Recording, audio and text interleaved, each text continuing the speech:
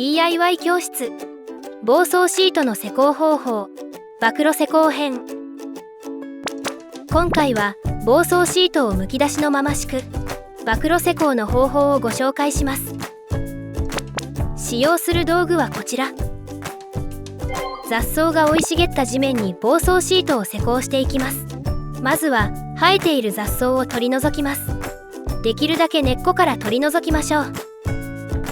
凹凸がある場合は平らにならします。雑草を残すとシートにシワができるので、雑草を取り除いて凹凸をなくしましょう。これで防草シートを敷く準備ができました。地面の形状に合わせて1列目を敷いていきます。シートはカッターやハサミで簡単にカットできます。地面に凹凸があるとピンで固定して短くなる場合があるので、端は長めにカットしましょう。端の部分は壁や境界の際にぴったり寄せましょう。植栽や柱などがある場合はシートに切り込みを入れて密着させましょう。シート同士をつなげて敷く場合は10センチ程度重ねましょう。壁や境界の際からピンで固定していきます。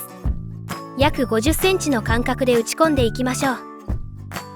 継ぎ目は重ねた2枚を一緒に固定します。ピンで固定完了。防草性能を高める方法。より防草性能を高めるためにピンを覆うように補修テープを貼り付けます。ピンの上や切り込みを入れた部分に貼ることで隙間からの雑草の発生を防ぎます。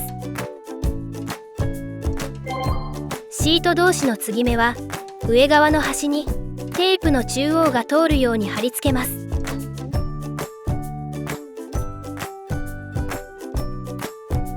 継ぎ目からの雑草の発生を防ぎ、シートのめくれも防止できます。